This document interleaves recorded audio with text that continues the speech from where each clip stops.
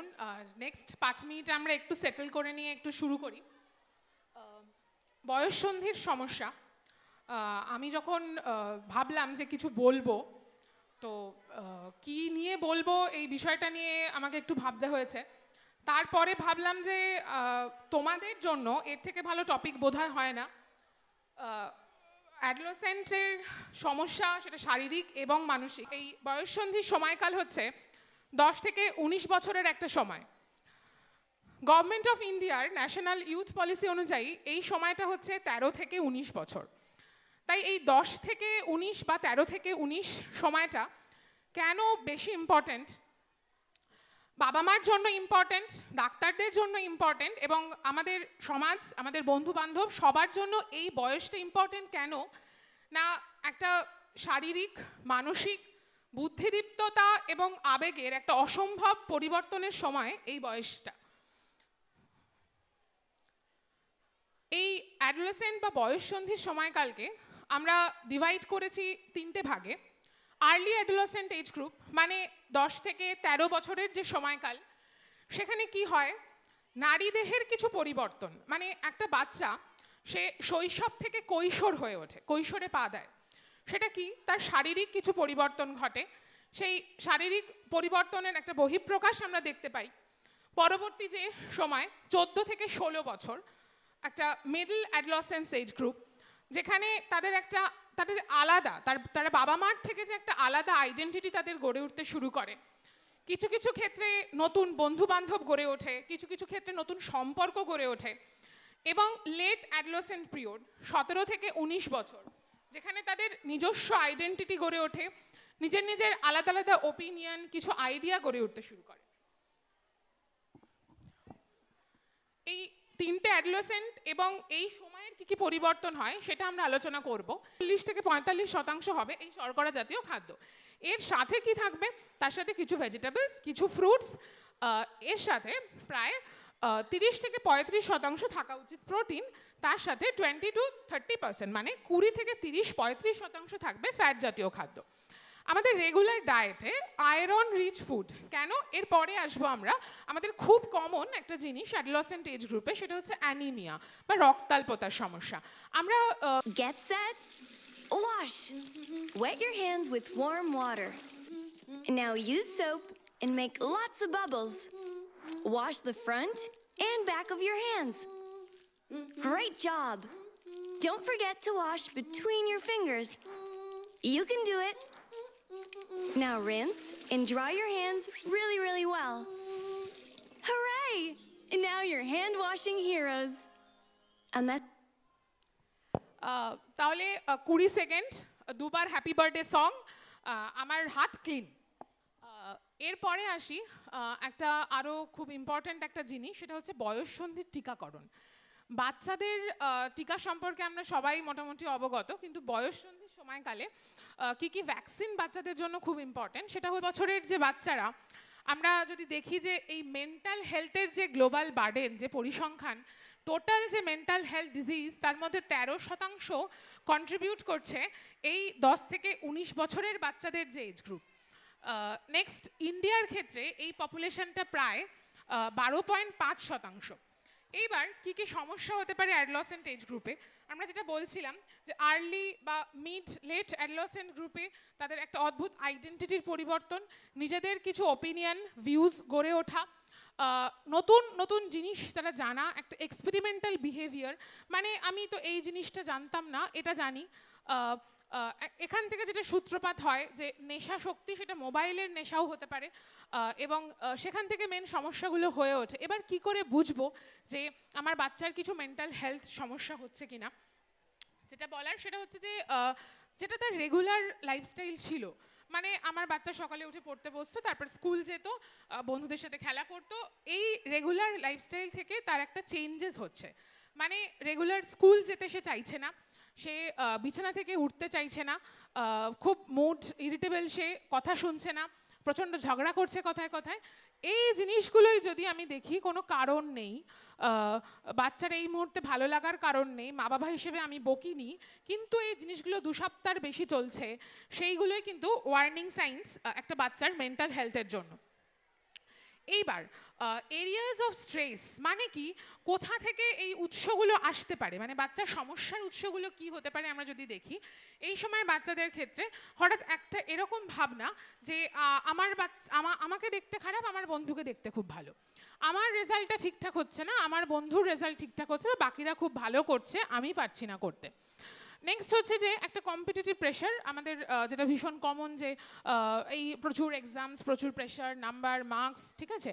এরপরে আমি কোন কেরিয়ারে যাব, কি করব, একটা ফিউচার প্ল্যানিং। নেক্সট হচ্ছে যে একটা এই সময় যেটা হয় যে সম্পর্কের পরিবর্তন, সেটা বাবা মা, বন্ধু বান্ধব বা বাইরের সম্পর্ক, এই জিনিসগুলো এসে একটা adolescent age see while sleeping, it's something that doesn't let you sleep. আমরা ঘুমিয়ে স্বপ্ন দেখব না, স্বপ্ন এরকম নয় যেটা তুমি ঘুমিয়ে ঘুমিয়ে দেখো, স্বপ্ন এরকম যেটা তোমাকে ঘুমোতে দেয় না, যে অ্যাচিভমেন্টটা তুমি করতে চাও জীবনে, নিজেকে যে জায়গায় দাঁড় করাতে চাও, স্বপ্ন সেটা যেটা তোমাকে ঘুমোতে দেবে না এবং তুমি সেই জায়গাটা অ্যাচিভ না করা পর্যন্ত ঘুমোতে চাইবে না। সূর্য, যদি তুমি কখনো সূর্যের মতন জল করতে চাও, আকাশে এতটাই আলো ছড়াতে চাও, আগে সূর্যের মতন এই প্রচণ্ড টেম্পারেচারে পুড়তে শেখো। এপিজে আব্দুল কালাম এটা বলেছিলেন, if you want to shine like a sun, first burn like a sun. Man needs difficulties in life because to enjoy the success that they need to. আমাদের জীবনের পথটা খুব একটা সহজ সরল কারোর জন্য হয় না, আমরা প্রত্যেকে অনেকটা স্ট্রাগল করে আসি, কারোর ক্ষেত্রে সেই স্ট্রাগল অনেক বেশি, কারোর ক্ষেত্রে কম, কিন্তু স্ট্রাগল আমরা প্রত্যেকে করি। এবং সবসময় মনে রাখো যে যে সাফল্যটা তুমি পাবে অনেক বেশি কঠিন পথ পেরিয়ে যাওয়ার পরে, সে সাফল্য প্রাপ্তির আনন্দ তত বেশি। অনেক কিছু বললাম, thank you for all of your patience hearing. মোটামুটি 2010-এর মে মাসের পরে আজকে 15 বছর পেরিয়ে স্কুলে আসা। একটা সময় ওখানে থাকতাম, আজকে স্টেজে এসে কথা বলছি। শ্রীপুর রাজধানী বিদ্যা মন্দিরের 75তম বর্ষ উদযাপন কমিটি, আমার সময়কার খুব কমজন ম্যাডাম এখনও আছেন, এবং এই পরিচালন কমিটিকে অসম্ভব ধন্যবাদ আমাকে এতটা সময় দেওয়ার জন্য, বিকজ আমরা গাইনোকোলজিস্টদের কাছে 4th ফেব্রুয়ারি হচ্ছে ওয়ার্ল্ড ক্যান্সার ডে এবং 12th ফেব হচ্ছে আমাদের reproductive and sexual health day. এই সময়ের মধ্যে এই অ্যাডোলেসেন্ট হেলথদেরকে অ্যাড্রেস করে এতটা সময় আমাকে দিয়ে এই কথা বলতে দেওয়ার জন্য অসম্ভব ধন্যবাদ সবাইকে। সো আমরা সবাই যদি একটু চেষ্টা করি এই বয়ঃসন্ধির বাচ্চাদের ফিজিক্যাল এবং আর তোমাদের মতন কলহল করে যাচ্ছে, একদম কোলাহল করে যাচ্ছে, কলরব করে যাচ্ছে, আসলে এই আনন্দটা, অনুভূতিটা তোমাদের যেমন হচ্ছে আমাদেরও সেরকম হচ্ছে। আমরা এই স্কুলে ক্লাস 5 থেকে 10 অবধি পড়েছি, আমাদের জীবনের খুব মূল্যবান, খুব আনন্দের সময়গুলো হই হই করে এই মাঠে খেলে, তখন মাঠটা পুরোটাই মাঠ ছিল, হ্যাঁ, সেখানে খেলাধুলো করে ক্লাস করে কাটিয়েছি। পুরনো দিদি যারা, টিচার যারা, তাদের সাথে দেখা হচ্ছে, আর এটা আমাদের একটা রিইউনিয়নও বলতে পারো। তা তোমরাও একটা খুব আনন্দের মুডে আছো, আমরাও তাই, আমরাও খুব আনন্দের মুডে আছি। আর সেই হিসেবে আমি তোমাদের সাথে একটু গল্প করব, হ্যাঁ, বেশি এখন গল্পটা একটু মন দিয়ে শুনবে সবাই। তারপরে আমি একটা জাস্ট ছোট্ট একটা রাস্তায় তাদের একটা দুর্ঘটনা হয়েছে, পথ দুর্ঘটনা। তারা যাচ্ছিলেন, বাইকে করে যাচ্ছিলেন, হেলমেটটা ঠিকমতো পরেননি, অনেকেই আমরা পড়ি না, খুব ইগনোর করি, তা সেরকম পথ দুর্ঘটনা হয়েছে। এবার দুজনেই পড়ে গেছেন, আর সঙ্গে কেউ নেই, তা আশেপাশের লোকজন সব ছুটে এসেছে। ছুটে আসার পরে তারা, স্থানীয় পুলিশ ছিল, কাছে ট্রাফিক পুলিশ ছিল, তারা তাদেরকে খবর দিয়েছে। পুলিশ এসে সঙ্গে সঙ্গে তাদেরকে স্থানীয় যে হাসপাতাল ছিল সেখানে নিয়ে গেছে। সেখানেও ডাক্তারবাবু এসেছেন, দেখেছেন। এবার ও তো আমার ছেলে, আমি অপারেশন করতে পারবো না। তখন তো সবাই চমকে গেছে, বলছে এটা কি করে সম্ভব, এরকম আবার হয় নাকি। তা আমার গল্পটা আমি এখানেই শেষ করছি। এবার তোমাদের মধ্যে যারা কেউ উত্তর দেবে তারা একটু হাত তুলবে, মাইক আছে, আমি মাইকটা পৌঁছে দেব। এবার বলো তো এটা কি করে সম্ভব, এই ধাঁধার কোনো উত্তর আছে তোমাদের কাছে? এটা কিভাবে হয়? কেউ বলবে, একটু হাত তোলো। বড়রা ছোটরা যে কেউ একটু বললে একটু হাত তোলো যে এই ধাঁধার উত্তর কি, কি করে সম্ভব এটা? আর এখনকার বাচ্চাদের মধ্যে থেকে কেউ? একজনের হাত আমি দেখতে পেয়েছি, সেও ওই স্কুলের প্রাক্তনী এবং এখন দিদিমণি। হ্যাঁ, আর আর কেউ বাচ্চারা কেউ বলবে?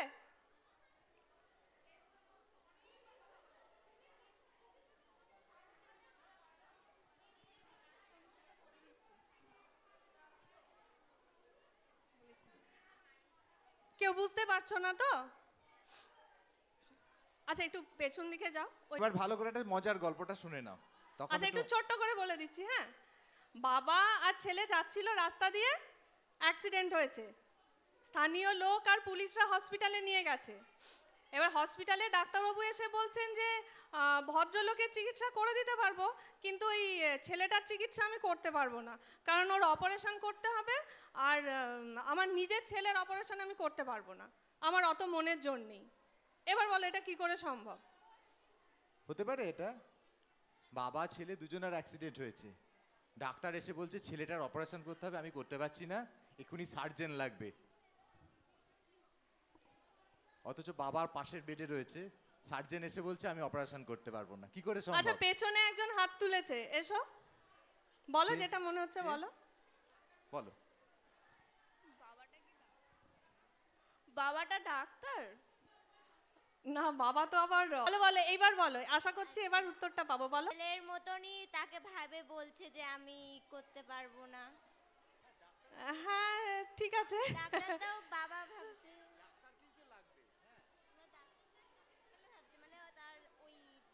আচ্ছা এবার আমি আর বেশি সময় লম্বা করছি। হ্যাঁ, এবার বিষয়টা হচ্ছে, দেখো তোমাদের কারুর মাথায় এলো না আসলে যিনি হসপিটালে যে ডাক্তারবাবু ছিলেন, এর আগে যে ডাক্তার দিদি বলে গেলেন তিনি যেমন মহিলা, ওই ডাক্তারবাবু একজন মহিলা, এবং সেই মহিলা হচ্ছে ছেলেটির মা। হ্যাঁ, এবার মা হতেই পারে, কিন্তু দেখো আমাদের মাথায় আসে না, আমাদের মাথায় কি আসে যে নিশ্চয়ই ওর বাবাই ডাক্তার হবে, বা এটার মধ্যে একটা অদ্ভুত কোনো টুইস্ট আছে, সিরিয়ালের মতো দেখা যাবে এটা ওর সত্যিকারের বাবা, এটা ওর নকল বাবা, তাই না? কিন্তু মাও তো ডাক্তার হতে পারে, হতেই পারে, তাই তো? হতে পারে তো? এবার বাবা ছেলে যাচ্ছিল, মা এসছে, সেই মুন্না ভাই MBBS-এ দেখেছো তো যে যে ডাক্তার বলছে যে আমি অনেক অপারেশন করেছি, কিন্তু আমার মেয়ের অপারেশন করতে গেলে আমার হাত কাঁপবে, সেই হাত স্টেডি থাকবে না। এখানে মায়ের ক্ষেত্রেও তাই হয়েছে, ছেলের অপারেশনটা করতে পারছে না, সেই মনের জোর নেই। কিন্তু আমাদের ভাবনাগুলো এমনভাবে গেঁথে যায় না, আমাদের মাথাতেই আসে না যে কারুর মাও ডাক্তার হতে পারে, কিন্তু হতেই পারে। এই যে ভাবনা, এই ভাবনার ধরনকে বলে সংস্কার। এই সংস্কার যখন আমাদের এগিয়ে নিয়ে যাবে, একটা কোনো বড় জায়গায় নিয়ে যাবে, সেটাকে আমরা বলবো সুসংস্কার। আর যখন আমাদের পিছিয়ে নিয়ে যাবে, তখন আমরা সেটাকে বলবো কুসংস্কার। কু অর্থাৎ খারাপ। তাহলে আমরা এগিয়ে যাওয়ার জন্য কি করব? সুটাকে নেব, ভালো সংস্কারটাকে নেব। আর যদি কারোর খুব ইচ্ছে করে না আমি পিছিয়ে যাব, যুগের সাথে এগোবো না, হ্যাঁ চাঁদের ছবি আসছে, মঙ্গল গ্রহের ছবি আসছে, আমি সেসব দেখবো না, আরও নানা রকম আবিষ্কার হচ্ছে, আমি সেসব মানবো না, পিছিয়ে যাব, তাহলে সে কুয়ের দিকে যেতে পারে, সেটা তার চয়েস। আচ্ছা এবার আর একটা প্রশ্ন করব। এবারে তোমরা বলো, এই সামনে শিবরাত্রি আসছে, তোমরা কে কে শিবরাত্রি করবে? একটু হাত তোলো বাচ্চাদের মধ্যে। ভেরি গুড, একজন হাত তুলেছে। আর কে? ওরে বাপরে, অনেকগুলো হাত উঠেছে, এতজন শিবরাত্রি করবে। আচ্ছা এবার ওই সাদা ব্যান্ড গোলাপি সোয়েটার পরে আছো, করবে তো? Very good. আর তোমার কাছে ওই মাইকটা দাও, এদিকে আগে আগে আরো আগে, এদিকে। আচ্ছা এবার তুমি দু এক কথায় বলো যে কেন শিবরাত্রি করবে, বা কি করো? উপোস করো? হ্যাঁ। সারাদিন কিছু খাও না? না। না খেয়ে থাকতে পারো? হুম। জল খাও? না। আচ্ছা এবারে তুমি বলো কেন করো? আমার মন মানে শান্ত করার জন্য, কনসেন্ট্রেশন বাড়ানোর জন্য, যাতে মনঃসংযোগ হয়, এর জন্য। আচ্ছা এবার তাহলে তুমি বলো, না খেলে, ধরো খুব খিদে পাচ্ছে কিন্তু খাচ্ছ না, জল খাচ্ছ না, হ্যাঁ তাহলে তোমার কি মনে হয় তোমার কনসেন্ট্রেশন বাড়বে? মানে তোমাকে কে বলেছেন এই কথাটা যে এইটা করলে তোমার কনসেন্ট্রেশন বাড়বে? না, তবে আমার ছোটবেলা থেকেই শিব ঠাকুরকে ভালো লাগে, যার জন্য আমি এটা করি। আচ্ছা, ঠিক আছে। আচ্ছা, আর তার পাশের জন বলছিলে তুমি কি করবে শিবরাত্রি? করো না। আচ্ছা, আর একজন কেউ একটু বলো কি কারণে করো? আর একজন একটু হাত তোলো, খুব সুন্দর বলেছে। ওই সামনে দাও, তোমার সামনে দাও মাইকটা, তো ওর সামনের জন সামনে। আর একটা কে চাইছিলে বলো, বলো জাস্ট এক কথায় বলো না। এদিকে এদিকে সামনে, এই যে এখানে।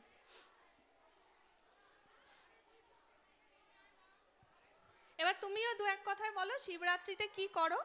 শিবরাত্রিতে আমি উপোস করে থাকি, আমার শিবরাত্রি করতে খুব ভালো লাগে। আচ্ছা, না খেয়ে থাকতে ভালো লাগে। আর জল খাও? না, জল খাও না। আর কেন করো? কি মনে হয় এটা করে তোমার কি লাভ হবে? আমি যে ভালো পড়াশোনা করতে পারবো সেটা আমি শিবের কাছে চাই। আচ্ছা, আর তুমি সারাদিনে মোটামুটি কতক্ষণ পড়তে বসো স্কুল বাদ দিয়ে? কতক্ষণ পড়ো? ধরো সকালে 2 ঘন্টা, সন্ধেবেলা 2 ঘন্টা, এরকম কতক্ষণ পড়ো মোটামুটি? বলো না, কেউ আমরা দেখবো না তোমার বাড়ি গিয়ে তুমি কতক্ষণ পড়ো। কম বেশি বললে কিছু হবে না। আচ্ছা, আমি ধরে 5 নিচ্ছি ঘন্টা। 4-5 ঘন্টা তুমি পড়ো, ঠিক আছে? এবারে ওই যে শিব ঠাকুরকে তুমি ভালোবাসো, তোমার ধারণা যে শিবরাত্রি করলে তোমার পড়াশোনাটা ভালো হবে, হ্যাঁ। তাই তো? আচ্ছা, তোমার দাদা বা ভাই আছেন? না, আমি একাই। একা? বা পাশের মামাতো পিস্তুতো দাদা বা ভাই কেউ আছেন? হ্যাঁ, আছে। তারা কেউ শিবরাত্রি করে? মামিরা করে। দাদারা বা ভাইরা কেউ না। করে? আচ্ছা, তাহলে দাদা বা ভাইরা কিভাবে ওরা নিজেদের পড়াশোনাটা ভালো করে বা কনসেন্ট্রেশন বাড়ায়, বা এই ধরনের কাজ না খেয়ে থাকতে তাদের ভালো লাগে কি না, সেটা কখনো তোমার মনে হয়েছে? না, মনে হয়নি। তুমি এরকম কাউকে দেখেছো কি, কোনো দাদা বা ভাইকে? বোনদের বলছি না, দাদা বা ভাই পড়াশোনাটা বাড়ানোর জন্য না খেয়ে আছে যে আমি পড়াশোনাটা আমি ভালো করব, আমি না খেয়ে না জল খেয়ে থাকবো, আমার পড়াশোনা। কে? ভাই কি করে? ভাই পড়াশোনা করতে খুবই ভালোবাসে এবং ও তারকেশ্বর মাঝে মাঝেই যায় রবিবারে, ওর জন্য। আর তারকেশ্বরে পুজো দিতে যায়, হ্যাঁ। কিন্তু এরম শিবরাত্রির উপোস টুপোস করে না। না। আচ্ছা, তাহলে এইবারে আমি আর বেশি লম্বা করছি না, দু একজনের কথা একটু আমরা মোটামুটি বুঝে যেটা বুঝলাম। দেখো, শিবরাত্রি, ঠিক আছে, মাইকটা তুমি ওই কাকুর হাতে দিয়ে দাও, একদম থাকবে না। বেশিক্ষণ না খেলে কি হয় সেটা আমার থেকে ভালো যেরকম ডাক্তার দিদি বললেন বা আরও যারা ডাক্তারবাবু আছেন তারা বলতে পারবেন। তোমরা যদি একটু পড়াশোনা করো, জীবনবিজ্ঞানের বইপত্র ঘাঁটাঘাঁটি করো, তোমরাও জানতে পারবে। তাহলে আমরা এগিয়ে যাব। ওই যে বললাম সুসংস্কার, সেখানে আমরা কি করব? তুমি শিবরাত্রি করো, সেটা তোমার চয়েস, তুমি করতেই পারো, কিন্তু তুমি এই প্রশ্নটুকু করবে যে কেন আমি শিবরাত্রি করব, কেন অন্যরা শিবরাত্রি করছে না, এবং শিবরাত্রি করার ফলেই আমি যে যে জিনিসগুলো চাইছি, আমার পড়াশোনাটা বেশি ভালো হবে কি না, আমার কনসেন্ট্রেশনটা বেশি বাড়বে কি না। তবে এই প্রসঙ্গে একটা কথা বলি, কনসেন্ট্রেশন বাড়ানোর আর একটা খুব মহৌষধ আছে, জানো তো? সেটা হচ্ছে মোবাইলটা কম দেখা। হ্যাঁ, আর মোবাইলের রিলসটা একেবারেই বন্ধ করে দেওয়া, দেখবে ম্যাজিকের মানে ওষুধের মতো কাজ হবে। যেমন প্যারাসিটামল খেলে জ্বর পুরো হাওয়া হয়ে যায়, ম্যাজিকের মতন এই মোবাইলটা কম দেখলেও কিন্তু কনসেন্ট্রেশন বেড়ে যায়। আর যদি পারো দিনে একটা সময় 10 মিনিট একটু চুপচাপ বসে থাকা, সেটার চেষ্টা করলেও কিন্তু কনসেন্ট্রেশন বাড়ে। আর পড়াশোনা বাড়ানোর জন্য ওই দিদি ডক্টর এপিজে আব্দুল কালামের স্লাইড দেখাচ্ছিলেন, তোমরা দেখলে কি? দেখালেন। আমার জানা নেই উনি শিবরাত্রি করতেন কি না, কিন্তু উনি পড়াশোনায় ভীষণ ভালো ছিলেন। এরকম আরও অনেকের কথা আমি বলতে পারি, অনেক লম্বা লিস্ট, সেটা তোমাদের একটা হোম টাস্কও রইল, যারা একদম শিবরাত্রি করতেন না কিন্তু পড়াশোনায় খুব ভালো ছিলেন। তাই জন্য আবার বলছি, আমরা যে কাজগুলো করব, আমি মেয়ে হিসেবেই হই বা ছেলে হিসেবেই হই, আমাকে একটু যুক্তিটা খুঁজে নিতে হবে। আর যখন কোনো কাজের মধ্যে আমরা দেখব শুধুমাত্র মেয়ে বলেই আমার ওপর সেই কাজটা আরোপ হচ্ছে, তখন কিন্তু আমরা একটু কথা বলবো, একটু প্রতিবাদ করব। যখন আমার মনে হবে আমাকে কেউ অন্যায়ভাবে ছুঁচ্ছে, যে এর ছোঁয়াটা আমার ঠিক পছন্দ হচ্ছে না, এ যেন ঠিক মা বাবা যেরকম আদর করে বা খুব কাছের লোকেরা, বাড়ির যে লোকেরা থাকে, ফ্যামিলির লোকেরা যেরমভাবে ইন্টারাক্ট করে সেরম করছে না, তখন কিন্তু আমরা সঙ্গে সঙ্গে বারণ করব, সেই জায়গা থেকে চলে আসব যে না না তোমার এই আচরণটা আমার ভালো লাগছে না। তোমরা হয়তো পড়েছো এটাকে ব্যাড টাচ বলে, আর সেটা এসে সঙ্গে সঙ্গে তোমরা কি করবে, বাড়িতে মা বাবা যার কাছে তুমি ফ্রেন্ডলি তাকে জানাবে। শুধুমাত্র মেয়ে বলে এই কাজটা আমার সাথে হবে আমরা মেনে নেবো এটা কিন্তু কখনো করবে না। মনে রাখবে যে ছেলে আর মেয়েরা কিন্তু একে অপরের শত্রু নয়। আজকেই দেখবে সন্ধেবেলা একটা প্রোগ্রাম হবে, চিত্রাঙ্গদা একটা নৃত্যনাট্য হবে, রবীন্দ্রনাথ ঠাকুরের লেখা। সেখানে রবীন্দ্রনাথ ঠাকুর বলছেন চিত্রাঙ্গদা হচ্ছেন একজন রাজকন্যা। এটা একটা সুন্দর গল্প। তা সেই রাজকন্যা অর্জুনের সাথে তার বিয়ে হয়েছিল। সে অর্জুনকে কি বলছে, বলছে আমি দেবী নহি, আমি নহি সামান্য রমণী। বলছে আমি দেবতা নই, আমার পুজো টুজো করতে হবে না বাবা। আবার আমি যে খুব সাধারণ হেলাফেলা করবে, আমাকে পেছনে ফেলে রাখবে, সেরকমও আমি কেউ নই। আমি কি, আমি একটা সাধারণ মেয়ে, আমার কিছু যুক্তি আছে, বুদ্ধি আছে। তুমি যেরকম রাস্তায় হেঁটে যাও আমিও তোমার পাশে পাশে সেরকম হেঁটে যাব। আমরা আলাদা কিছু নই, ছেলেরা আর মেয়েরা একে অপরের শত্রু নই। হ্যাঁ, আমরা একসাথে হেঁটে যাব, একসাথে এগিয়ে যাব, তার জন্য যেটা করণীয় সেটা করবে। আচ্ছা, আর একটা প্রশ্ন আমি করব, একটুখানি হাত তুলবে। হ্যাঁ, তোমরা তোমার মায়েদের কাকে কাকে ধরো ব্রত বা উপোস এই ধরনের করতে দেখেছো? যেমন ধরো নীলের সময় উপোস করেন, বা জয় মঙ্গলবারের উপোস করেন, বা বিভিন্ন পুজোয় মানত করেন। এরকম মায়েরা, বাড়ির মা বা কাকিমা, এরকম কারা কারা দেখেছো মায়েদের এরকম করতে? একটু হাতগুলো তোলো। হ্যাঁ, অনেকেই দেখেছো, খুব খুব ভালো। এবার যে কোনো একজন এদিকে একটু মাইকটা নাও, বাদিকে, যেটা মা উপোস করেন, যে কোনো একটা। নীল উপোস। নীল উপোস হচ্ছে কোন সময়টায় হয়? বৈশাখ মাসে। তখন গরমটা কিরম থাকে? প্রচুর মারাত্মক গরম থাকে। ঠিক আছে, সেই সময় মা কি করেন? উপোস যেদিন করেন সারাদিন খাওয়া দাওয়া করেন না, জল খান কি? জলও খান না। আর সেই সময় ডাক্তারবাবুরা কি বলেন? প্রচুর পরিমাণে জল খেতে, নাহলে টায়ার্ড লাগে। তারপরে মা কি করেন? ওই উপবাস অবস্থায় কি করেন? ওই স্থানীয় শিব মন্দিরে পুজো দেয়। একটু মাইকটা কাছে নাও, বল। পুজো দেয়, পুজো দিতে যায়। সেই সময় শিব মন্দিরে কিরম ভিড় থাকে? প্রচন্ড ভিড় থাকে। প্রচণ্ড ভিড় থাকে। সেখানে মাথা ঘুরে কাউকে পড়ে যেতে দেখেছো? না। আমি দেখেছি। হ্যাঁ, যাই হোক, না পড়লেই খুব ভালো। এবার একই প্রশ্ন আবার করছি, তোমার বাবা কোনোদিনও এই ধরনের কিছু করেন? না। আচ্ছা, মা কেন করেন এটা কোনো ধারণা আছে তোমার? না। মাকে কোনোদিন জিজ্ঞেস করেছে যে মা তুমি এই গরমের মধ্যে এত কষ্ট করে না খেয়ে না জল খেয়ে কেন করছো এটা, এর কারণ কি?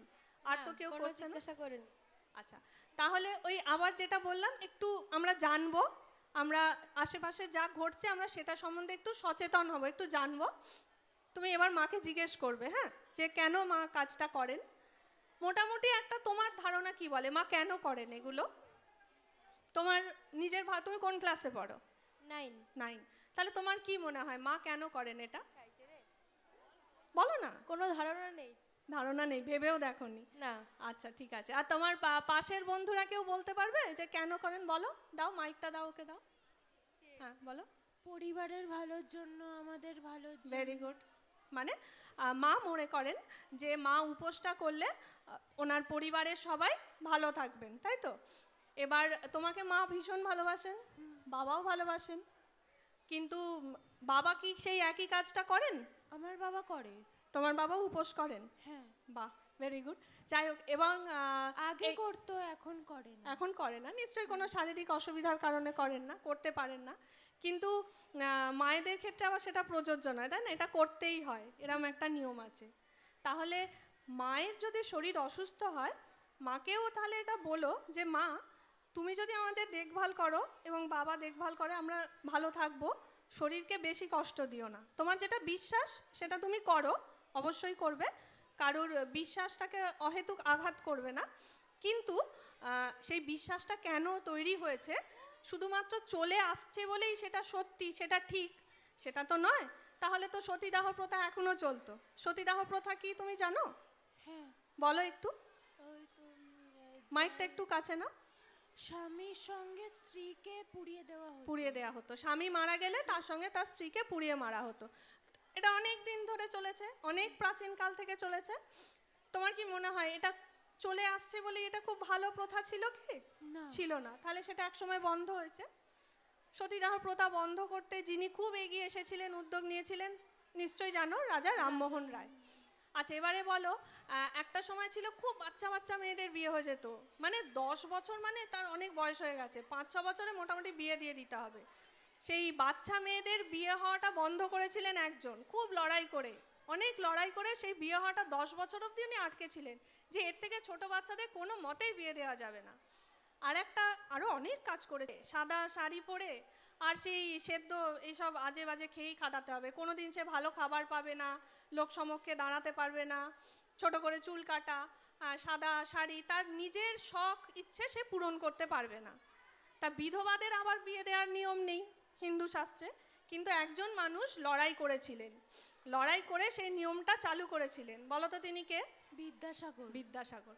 তাহলে আমরা যার যার ইচ্ছা, যে যে ঈশ্বরকে বিশ্বাস করি, পছন্দ করি, তাকে তো পুজো করবই। তাহলে নারী হিসেবে আমাদের কাছে পূজনীয় কে হবেন? বিদ্যাসাগর। বিদ্যাসাগর হবেন, রাজা রামমোহন রায় হবেন, তাদেরকে কিন্তু আমরা ভুলবো না। হ্যাঁ, তারা এই লড়াইটা করে গেছেন। শুধু তাই নয়, আমরা যে স্কুলে এসছি, ধরো আজ থেকে 75 বছর আগে, 74-75 বছর আগে যখন স্কুলটা তৈরি হয়েছিল, তোমার বাড়িতে ঠাকুমা দাদু থাকলে তুমি জিজ্ঞেস করবে এই সময় তখন কীরকম অবস্থা ছিল এখানে। আরও গ্রাম ছিল, ধরো ইলেকট্রিসিটি ছিল না, জল ছিল না, এত মেয়েরা বাইরে বেরোতো না, কিন্তু সেই সময় দাঁড়িয়ে এখানে শুধুমাত্র মেয়েদের জন্য একটা স্কুল হলো, সেটা তো আমাদের খুব গর্বের বিষয়, আনন্দের বিষয়। আজ সেই স্কুলে 75 বছর পূর্তি হচ্ছে, এটা আমাদের খুব একটা গর্বের বিষয় যে আমরা এরকম একটা জায়গায় বড় হয়েছি, যে জায়গায় একটা গ্রাম হলেও সেই স্কুল 75 বছর পার করে ফেললো। তাহলে এই এগিয়ে আসা মেয়েদের শিক্ষা, এর জন্য যারা লড়াই করেছিলেন তার মধ্যে অনেকে করেছেন, আর সেই কাহিনীটা অন্য অনেক বড়, তার মধ্যে একজন কিন্তু অবশ্যই বিদ্যাসাগর। তাহলে আমরা তার বিষয়ে জানবো, তাকেও পুজো করব।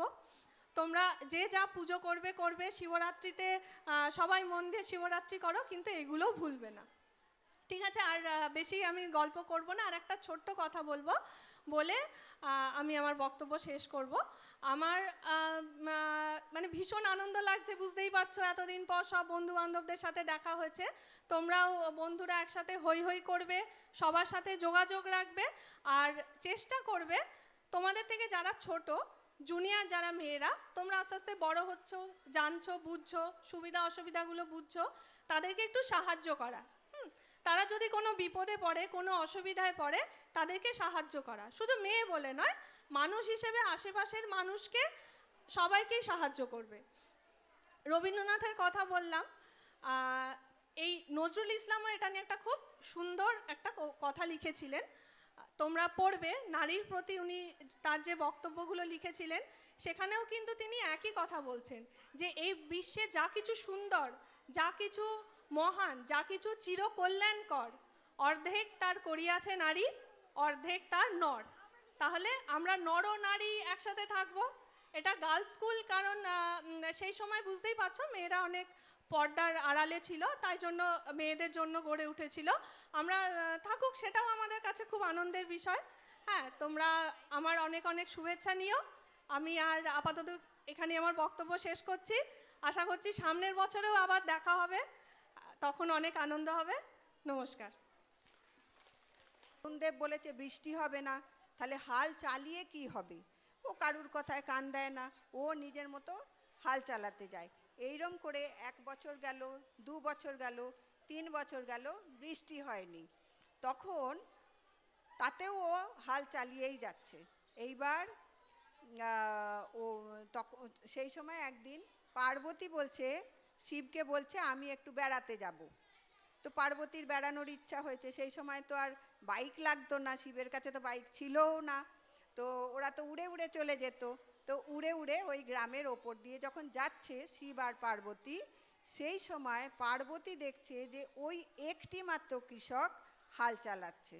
তখন শিব, ওরা পার্বতী আর শিব অন্য রূপ ধারণ করে ওরা নিচে নামলো। তখন ওই কৃষককে জিজ্ঞেস করে পার্বতী যে তুমি একা কেন হাল চালাচ্ছ? তখন সেই বলল যে আমাদের ওপরে এরকম এরকম একটা অভিশাপ আছে যে 12 বছর বৃষ্টি হবে না, আর সেই কারণে অন্যরা কেউ হাল চালায় না, কিন্তু আমি চালাই। তখন ওকে জিজ্ঞেস করছে যে তুমি কেন হাল চালাচ্ছ? কেউই চালাচ্ছে না, তোমায় সবাই পাগল বলছে, কিন্তু তাতেও কেন তুমি চালাচ্ছ? তখন সেই কৃষকের উত্তর হলো যে আমি হাল চালাচ্ছি তা না হলে আমার অভ্যাসটা খারাপ হয়ে যাবে, আমি হাল চালাতে ভুলে যাব। এবার সেই কথা যেই শিব, আমি এই স্কুলেরই প্রাক্তন ছাত্রী। আমি স্বরচিত নিজের লেখা একটি কবিতা আবৃত্তি করে শোনাচ্ছি।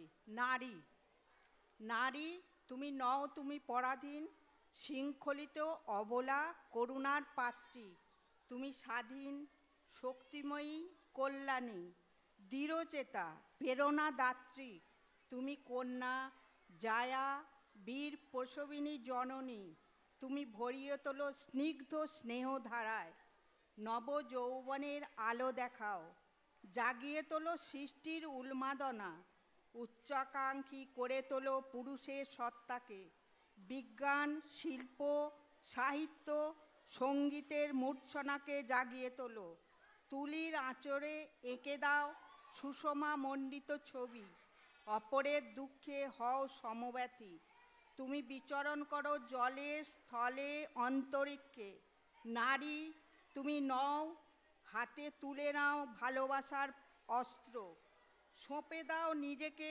আত্ম মানুষের সেবায়, অহংকার দূর করে তুমি মেলে দাও হাত, পথ দেখাও ধ্রুব তারার মতো, ভয়কে করো জয়, নারী তুমি নও আকাশের মতো হও উদার, সমুদ্রের মতো উচ্ছল, এগিয়ে চলো শান্তির দূত হয়ে, বিশ্ব মাতা হয়ে। নমস্কার।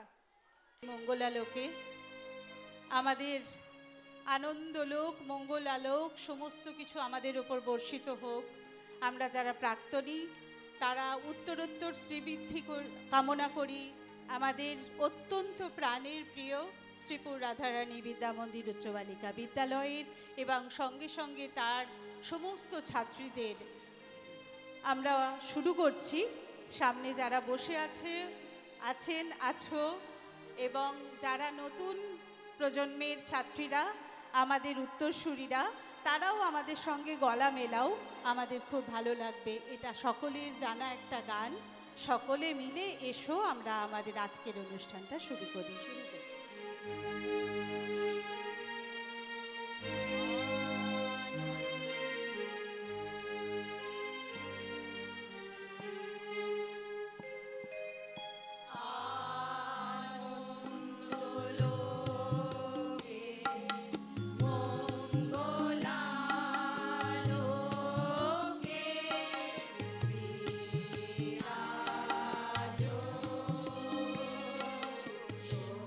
Show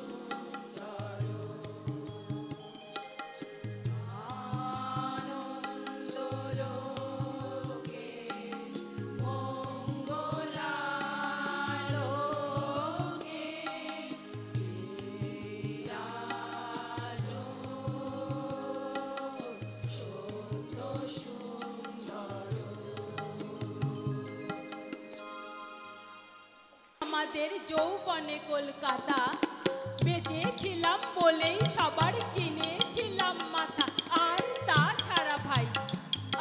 তাছাড়া ভাই আমরা সবাই জেনেছিলাম হবে নতুন সমাজ চোখের সামনে বিপ্লবে বিপ্লব।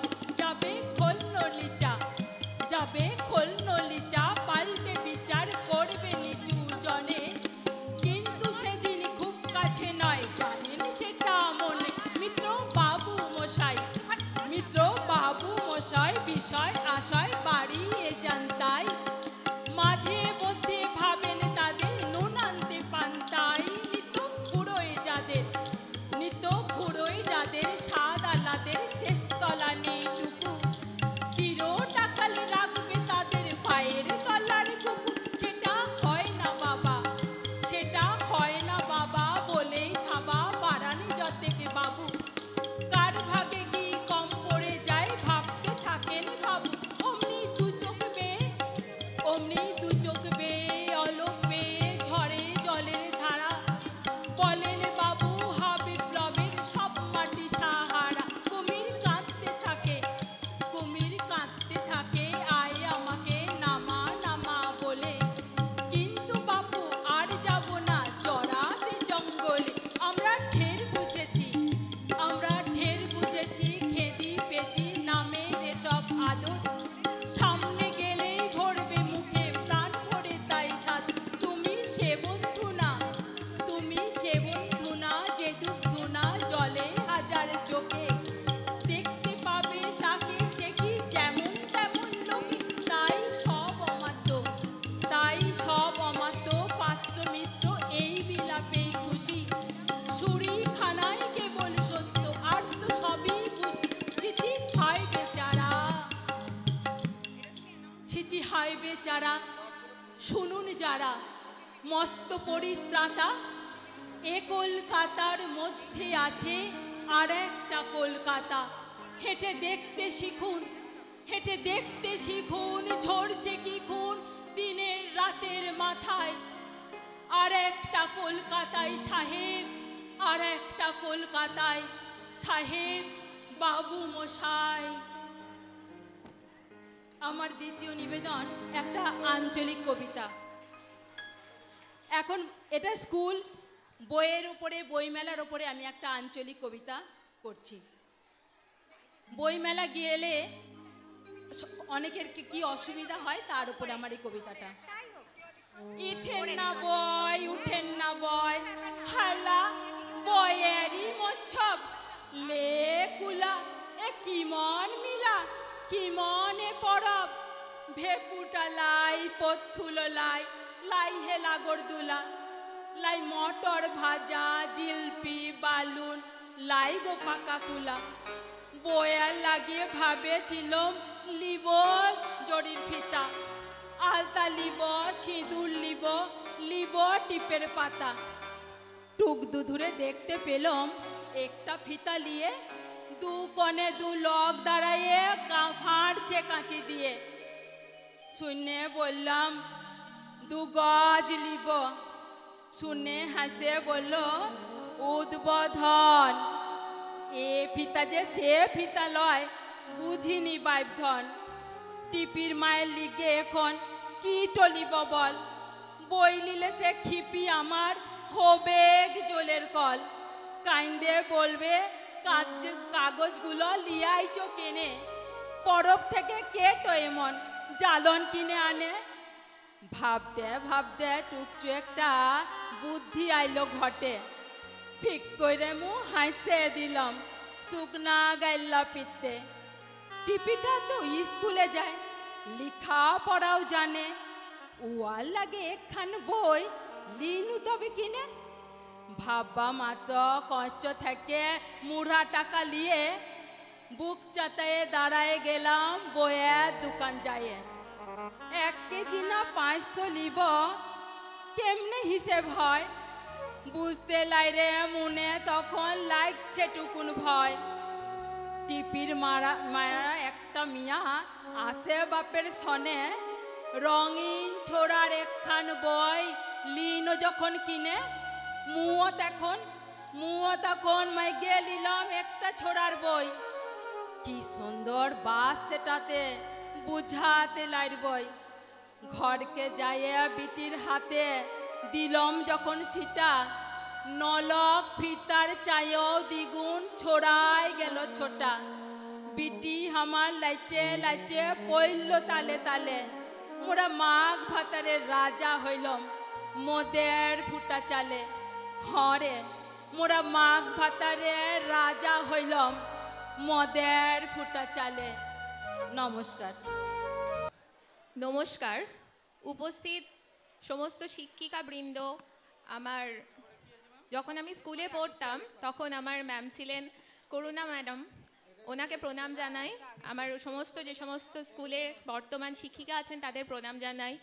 আমার বড় দিদিদের আমার প্রণাম জানাই এবং আমার সমস্ত ব্যাচমেট যারা ছিল, সুমনা এখানে দাঁড়িয়ে আছে, ইপসিতা এবং আরও আমার যারা জুনিয়র রয়েছেন বা বর্তমানে যে সমস্ত ছাত্রী রয়েছে তাদেরকে আমার স্নেহ জানিয়ে আমি আমার কবিতা শুরু করছি। আমার কবিতার নাম পুনর্মিলন, লিখেছেন কবি দেবাংশু চট্টোপাধ্যায়। কবিতাটি আমি চুজ করেছি আজকে দিনের কথা মাথায় রেখে, ভুল ত্রুটি হলে একটু মানিয়ে নেবেন। বেঞ্চের গন্ধগুলো কি আগের মতন আছে, যেখানে মাথা গুঁজে কেমন মন কেমন করা গন্ধ? ক্লাসরুম যেন আমার পেনের সেই দাগ, কোথাও সেই নিষ্পাপ ভালোবাসার চিহ্ন। নাম ডাকার পুরনো ছন্দ, রোল নাম্বার 10। বেঞ্চের কোণে ব্লেড দিয়ে ঘষে কোনো এক অপরিচিত নাম। সে মানুষ হয়তো মুছে গেছে, কিন্তু নাম আজও মোছেনি। কে যেন কাকে ভালোবেসে লিখেছিল ভালোবাসি। তারপর সময়ের সাথে কত নাম, কত হিজিবিজি, ঢং ঢং ছুটির ঘন্টার সাথে হারিয়েছে সে ভালোবাসা। টিচার্স রুমের ঝাপসা মুখ, সব কি পড়ে মনে? ম্যামদের সেই চিৎকার, ক্লাসে এসে বেস্ট ফ্রেন্ডের পাশে বসে গল্প করাগুলোকে মিস করছিলাম খুব। সেই ভালোবাসা, কানমোলা, স্কেল পেটা, আঙুলের ফাঁকে পেন্সিল। আর মনে আছে স্কুলের গেটের সামনে কুলের আচার, নারকেল দেওয়া ঘুগনি, বিট নুনে মাখানো কাঠি আইসক্রিম, লুকিয়ে উল্টো রথ দেখতে যাওয়া, যেন সিনেমার স্বপ্ন নীল ছবি। আর অফ ক্লাসের গল্প, তার মাঝে পরীক্ষা ভূতের হাতছানি। এক নিমেষে হারিয়ে যাওয়া যেন এক ব্যাগ স্মৃতি। আজ হঠাৎ ফিরে পাওয়া পুরনো বয়স, চেনা মানুষের মুখ অপরিচিত শরীরে। সেই ভালোবাসার মুহূর্তের হাত ধরা। কিরে কেমন আছিস, ভালো তো? রহমায় বদলে যায় দিন, যেন টাইম মেশিন। মন বলে আরও বাচ্চা হই, ছোট্টবেলা যদি ফেরত আসতো। আত্মার পুনর্মিলন, স্মৃতির কোলাজে কত সেই কোলাহল। মনে কি পড়ে সেসব দিন? বুকে জড়িয়ে সেই ঘামের গন্ধ। এখন মনে হয় এটাই ফিরে পাওয়া, এটাই পুনর্মিলন। আবার যাবার সময় হাত ধরে বলা, দেখা হবে রে, ফোন করিস। তারপর সময়ের হাত ধরে চলা। আজ স্কুলের পুনর্মিলন উৎসবে নতুন করে আবার পুরনোকে ফিরে পাওয়া। নমস্কার সবাইকে। আজ আমাদের সকলের প্রিয় রাধারানী বিদ্যা মন্দিরের জন্মজয়ন্তী উপলক্ষে আমরা এখানে মিলিত হয়েছি। আজ বড় আনন্দের দিন। শ্রদ্ধেয় রাধারানী দেবীর চরণে আমার সহস্র কোটি প্রণতি। আর সমস্ত অতীত বর্তমান সকল শিক্ষক শিক্ষিকাদের প্রতি আমার গভীর শ্রদ্ধা। সকল অতিথি অভ্যাগতর প্রতি আমার অত্যন্ত শ্রদ্ধা। সকল অভিভাবক অভিভাবিকার প্রতি আমার শ্রদ্ধা। তার সঙ্গে অতীতের বর্তমানের যত ছাত্রী আছে সকলের প্রতি আমার অকুণ্ঠ ভালোবাসা। বড় দিদিদের প্রতি আমার গভীর শ্রদ্ধা। আজ এই অনুষ্ঠানে আমরা যে অংশগ্রহণ করতে পেরেছি, এতে আমি নিজেদের ধন্য মনে করছি। এই বিশেষ দিনে আমি রবীন্দ্রনাথকে সঙ্গে নিয়ে আমাদের পথ চলা শুরু করছি। রবীন্দ্রনাথের আলো আলো আমাদের আজকে বিষয়ের আলোকের মূল ভাবনা। এই আলো সকল শুভ কর্মের, সকল ভালো কাজের ধারক ও বাহক। আর এই আলোর উৎস কেন্দ্রে আছেন আমাদের কাছে পৃথিবীতে দুই রবি ঠাকুর, এক আমাদের সূর্যদেব আর রবীন্দ্রনাথ ঠাকুর। সেই সূর্যদেবকে সাথে করে আমরা রবীন্দ্রনাথের গান সম্বলিত গান নিয়ে আমাদের আলেখ্য শুরু করছি।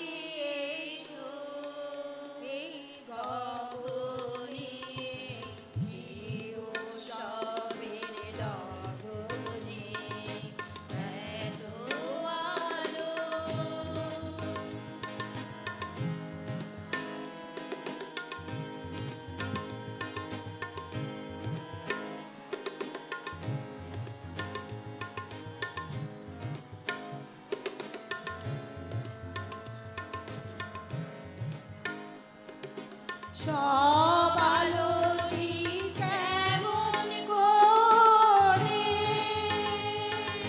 কেন আমার মুখে পড়ে, সব আলোটি কেমন করে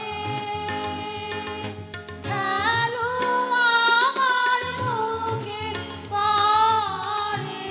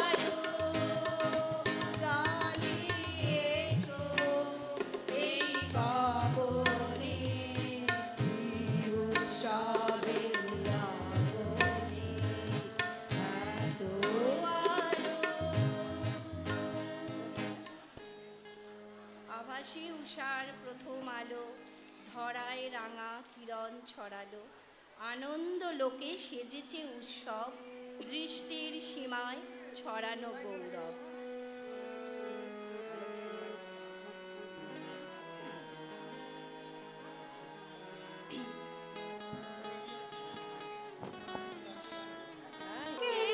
ঝর্ণা ধারায় ধুইয়ে দাও, আপনাকে লুকিয়ে রাখা ধুলার ঢাকা ধুইয়ে দাও। আলোকের ঝর্ণা ধারায় ধুইয়ে দাও, আপনাকে লুকিয়ে রাখা ধুলার ঢাকা ধুইয়ে দাও। আলোকের ঝর্ণা ধারায় ধুইয়ে দাও।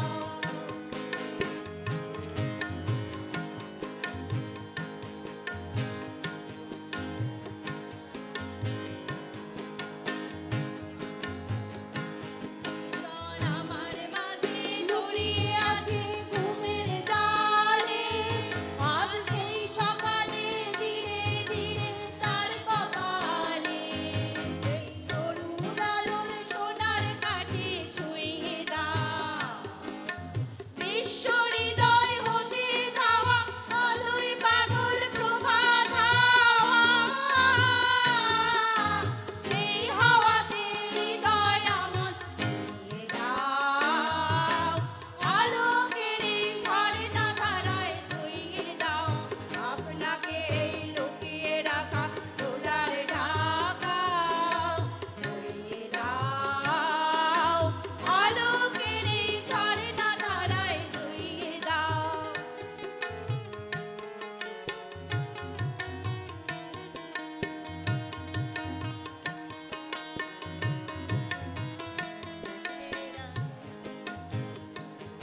আজ নীলের আনন্দ ধারায় ধুইয়ে দাও, মনের কোণের সব দীনতা মলিনতা ধুইয়ে দাও। নীলের আনন্দ ধারায় ধুইয়ে দাও, মনের কোণের সব দীনতা মলিনতা ধুইয়ে দাও। আমার পরাণে বিনায় ঘুমিয়ে আছে অমৃত গান, তার নাইকো বাণী নাইকো ছন্দ নাইকো তার, তার আনন্দের জাগরণে ছুঁয়ে দাও। বিশ্ব হৃদয় হতে গাওয়া গানে পাগল প্রভাত হাওয়া, সেই হাওয়াতে হৃদয় আমার ধুইয়ে দাও। আলোকের ঝর্ণা ধারায় ধুইয়ে দাও, আপনাকে লুকিয়ে রাখা ধুলার ঢাকা ধুইয়ে দাও। আলোকের ঝর্ণা ধারায় ধুইয়ে দাও।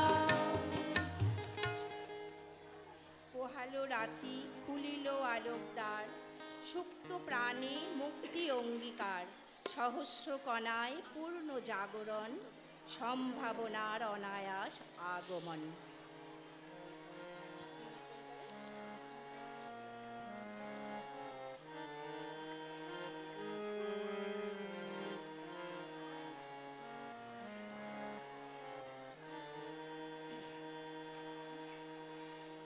আমার মুক্তি আলোয় আলোয় এই আকাশে, আমার মুক্তি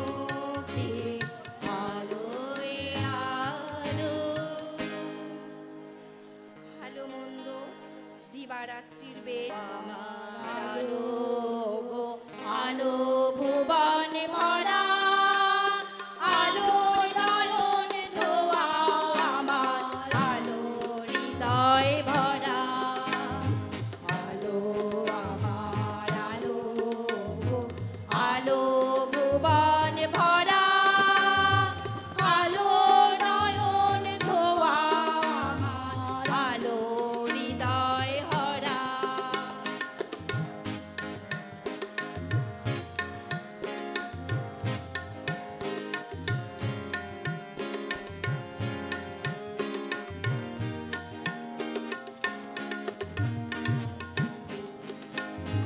নাচে আলো নাচে ও ভাই আমার প্রাণের কাছে বাজে আলো বাজে ও ভাই হৃদয় বীণার মাঝে চাকরি আকাশ ছোটে বাতাস হাসে সকল ধরা আলো আমার আলো গো আলো ভুবন ভরা আলো নয়ন ধোয়া আমার আলো হৃদয় ভরা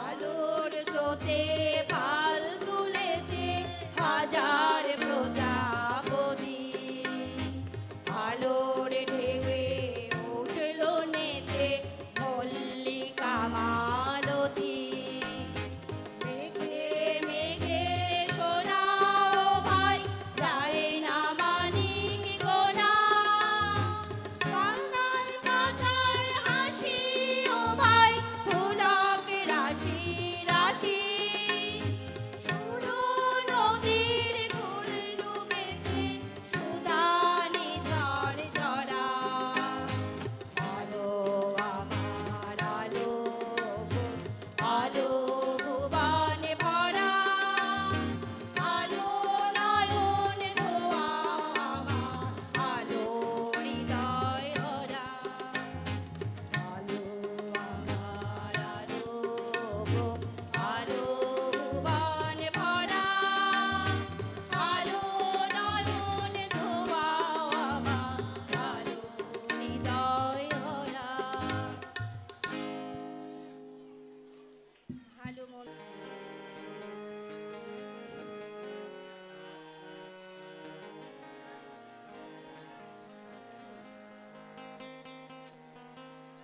অন্ধকারের উৎস হতে উৎসারিত আলো সেই তো তোমার আলো সকল দ্বন্দ্ব বিরোধ মাঝে জাগ্রত যে ভালো সেই তো তোমার ভালো অন্ধকারের উৎস হতে উৎসারিত আলো সেই তো তোমার আলো সকল দ্বন্দ্ব বিরোধ মাঝে জাগ্রত যে ভালো সেই তো তোমার ভালো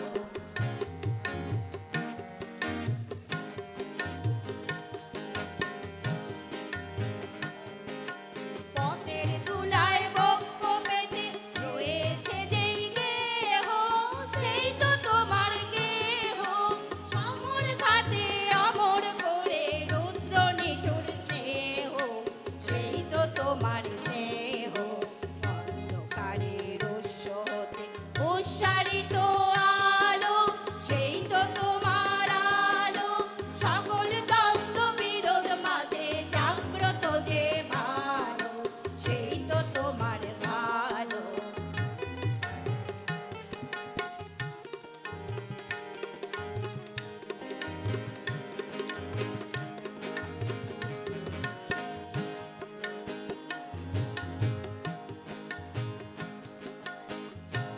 আরে বাকি রহে অদৃশ্য সেই দান সেই তো তোমার দান মৃত্যু আপন পাত্রে মরি বহি যেই প্রাণ সেই তো তোমার প্রাণ বিশ্ব জলের পায়ে